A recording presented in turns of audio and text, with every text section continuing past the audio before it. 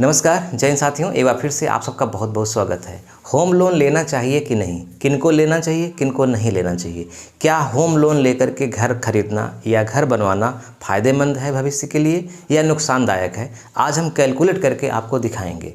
आप बिल्कुल पूरी तरह से समझ पाएंगे कि आपके लिए ज़रूरी है कि नहीं।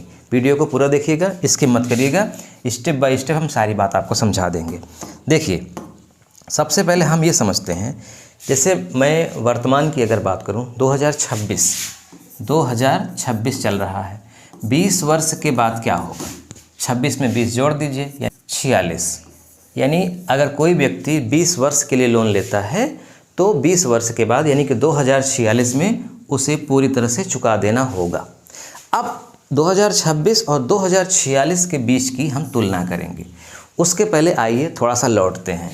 हम आपको एक उदाहरण के माध्यम से थोड़ा सा डेमो दिखा देते हैं, उससे एकदम क्लियरिटी हो जाएगी। हम चलते हैं 2005 में और फिर आते हैं 2025 में। यहाँ अंतर कितने वर्षों का है? यहाँ अंतर 20 वर्षों का है ना। 5 और 25 20 वर्षों का अंतर है। यानी कोई व्यक्ति अगर 2005 में होम लोन लिया होगा 20 वर्ष के लिए तो 2025 में वो चुका दिया होगा, है ना। अब समझिए, 2005 में जो प्रधानमंत्री ग्रामीण आवास योजना थी, इंदिरा आवास योजना नाम था उसका, उस समय गांव के लोगों के लिए इंदिरा आवास की रकम आती थी 25,000 रुपये। 25,000 यानी 25,000 रुपये में एक कमरा या छोटे छोटे 2 कमरे आराम से बन जाते थे। मजदूरी, सीमेंट, बालू, गिट्टी, सरिया सब मिला करके 25,000। अब वर्तमान में आता है 1,20,000 रुपये, है ना। तो ये कितने गुना का अंतर हो गया? 25 पंचे 125, लगभग 5 गुना। 20 वर्षों में 5 गुना रकम मिलती है, उतना ही बनता है। उस समय जो मजदूरी थी मिस्त्री को, चूँकि मैं गांव में रहता हूं, मैं जानता हूं, एकदम प्रैक्टिकल आपको बता रहा हूं। जो मिस्त्री की मजदूरी थी एक दिन की लगभग 100 रुपये, लेबर की 50 रुपये। वर्तमान में मिस्त्री का चार्ज कितना है? लगभग 800 रुपये। ये कितने गुना बढ़ा? लगभग 7 या 8 गुना। कहीं 700 लेते हैं, कहीं 800, कहीं 900। तो ओवरऑल 5 गुना की ही अगर हम बात करें, यानी जो मकान 2005 में 25,000 का बनता था वो 2025-26 में 1.25 लाख का बन रहा है। अब फिर से आइए यहाँ पर, अब मैं जो बात कर रहा हूँ 2026 में अगर कोई व्यक्ति 20 लाख का लोन ले ले, 20 लाख में 20 बाई 60 का अगर वो प्लाट है या 15 बाई 60 का प्लाट है तो 2 मंजिला मकान खूब अभी बढ़िया से अच्छे से बन जाएगा। तो औसतन होम लोन मान लीजिए 20 लाख रुपए है। अगर इस लोन को 9% वार्षिक मान लें औसतन, चूँकि 7.5% वार्षिक से लगभग शुरू हो जाता है सरकारी बैंकों में, और 8, 9, 10 सिविल स्कोर के हिसाब से, कस्टमर के हिसाब से वो जाता है। अगर प्राइवेट कराते हैं तो 12-13% है। मैं औसतन 9% मानता हूँ। 20 लाख रुपए 9% वार्षिक की दर से 20 वर्ष के लिए लिया गया। इसकी किस्त कितनी बनेगी, जिसको हम लोग EMI बोलते हैं, EMI, ये कितनी बनेगी? अगर 20 लाख का लोन 9% की वार्षिक दर से लिया जाए तो जो उसकी ब्याज और मूलधन की किस्त आएगी वो लगभग आएगी 18,000 रुपये महीना, 18,000 रुपये प्रति माह।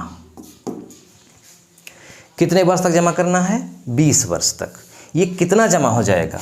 यानी 2046 में 18,000 रुपये प्रति महीने के हिसाब से व्यक्ति किस्त दे रहा है, तो कितना जमा हो जाएगा टोटल? लगभग 43.2 लाख, यानी 43,20,000। यानी 20 लाख का लोन टोटल कितना चुकाना पड़ा? 43 लाख रुपए, यानी 23 लाख रुपए ब्याज लगा 20 वर्ष में। लग रहा है कि 23 लाख रुपए ब्याज लग गया, लेकिन अब दूसरा पहलू है, आप समझिए। आज जो मकान आप बनवा रहे हैं 20 लाख का, अगर 2046 में बनवाएंगे तो जिस औसत से महंगाई बढ़ रही है उस औसत को ही अगर हम ले लें तो 20 साल बाद 5 गुना। तो 20 लाख का 5 गुना कितना हो गया? 1 करोड़ रुपए। मैं औसत की ही बात कर रहा हूँ जो चल रहा है। यानी 2046 में जो मकान आज 20 लाख का था वो हो जाएगा कितने का? 1 करोड़ का। अब आप कहेंगे पुराना भी तो हो गया है, ठीक है पुराना हो गया है मानते हैं, लेकिन आप उसको निकाल दीजिए, जो कम हो रहा है डिफिसिट कम कर दीजिए, 80 करोड़ कर दीजिए, 70 करोड़ कर दीजिए, सॉरी लाख कर दीजिए, 60 लाख कर दीजिए। जर्जर मकान तो नहीं हो जाएगा 20 साल में, फिर भी पुराना हो गया है उसको कम कर दीजिए, लेकिन 43 लाख में तो नहीं बन पाएगा। नया बनेगा 90 लाख या 1 करोड़ के आसपास, क्योंकि मजदूरी बढ़ जाएगी उसी रेट में, सरिया सीमेंट बालू सब कुछ बढ़ जाएगा। जिस ज़मीन पे बना है उसकी कीमत बढ़ जाएगी, वैल्यू बढ़ जाएगी, अगल बगल बस्तियां हो जाएंगी, मार्केट हो जाएंगे, तो उसकी कीमत ऑटोमेटिक बढ़ ही जाएगी। यानी उस समय अगर कोई व्यक्ति, जैसे मान लीजिए आपकी इनकम 50,000 रुपये पर मंथ है, आप 20 लाख रुपए इकट्ठा नहीं कर सकते मकान बनवाने के लिए किसी कीमत पर, तो आपके सामने एक ही विकल्प है, होम लोन। अगर आपके पास मकान है तो कोई ज़रूरत ही नहीं है, अगर नहीं है तो किराए पे रहने से अच्छा है कि 50,000 रुपये कमाने वाला व्यक्ति 18,000 रुपये महीना आराम से जमा कर सकता है और 20 वर्ष में ख़त्म। आप समझिएगा यहाँ प्रॉफिट क्या है। जैसे 20 साल के बाद 1 करोड़ का तो मकान हो गया, वो आपका, वो तो समझ में आ रहा है कि जितना आपने भरा उससे कहीं ज़्यादा आपको मिल भी रहा है। इसके साथ साथ आप 20 वर्ष रहे भी तो उसमें, भाई उस तरह के मकान में आप रहेंगे तो 5,000 से लेकर के 10,000 रुपये प्रति महीना किराया भी है। तो अगर औसतन 10,000 मान लिया जाए तो गुणित 12 यानी 1,20,000 रुपये हुआ, और 20 साल का 12 दूना 24 लाख रुपए, 1 2 3 4 5 24 लाख रुपए, 24 लाख रुपए किराया हो गया इस तरह के मकान का। यानी ये भी तो 24 लाख उसमें जोड़ा जाएगा, तो आप उसमें रहे भी, मकान भी हो गया और उस मकान की कीमत भी बढ़ गई।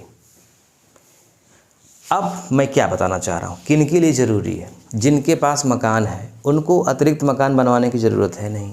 हाँ, होम लोन लेकर के मकान बनवा करके उसमें कोई अगर बिजनेस शुरू करना है तो कर सकते हैं, या रहने के लिए नहीं है, किराए पे रह रहे हैं और लगभग 40 50 60 हज़ार रुपये महीना कमा रहे हैं, तो उनके लिए अच्छा है कि एक प्लाट खरीद करके उस पर होम लोन लेकर के मकान बनवा लें और 20 वर्ष देखते ही देखते निकल जाएगा, किस्त भी ख़त्म हो जाएगी, मूलधन ब्याज पूरा, मकान भी अपना हो जाएगा और मकान की वैल्यू भी बढ़ जाएगी और प्लस 20 वर्ष तक उसमें वो रहे भी।